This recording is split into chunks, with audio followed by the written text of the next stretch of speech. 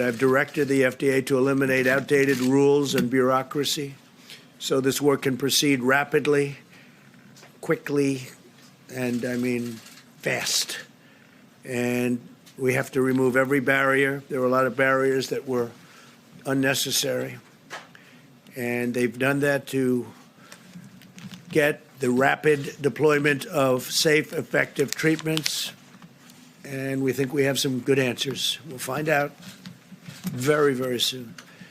Clinical trials are already underway for many new therapies, and we're working on scaling these to allow many more Americans to access different drugs that have shown really good promise. We've had some really good promise.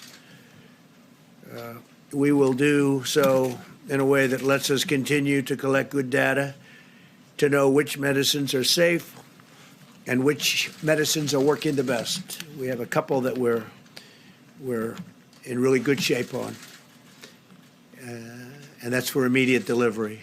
Immediate, like as fast as we can get it. The FDA has also approved compassionate use for a significant number of patients. You know what that means. We're also reviewing drugs that are approved abroad or drugs approved here for other uses. And, you know, one of the things that I'm most proud of that I got was right to try. That's where somebody who's ill, somebody who's very sick, terminally ill usually. In past administrations, we signed this a year and a half ago. You wouldn't be able to even think about getting any of the drugs that may be showing great promise now. And they've been trying for many decades to get this approved. And it sounds simple, but it's not, because there's liability involved and lots of other things. And I was able to get it approved working with Congress, right to try. This is beyond right to try. What we're talking about today is beyond right to try.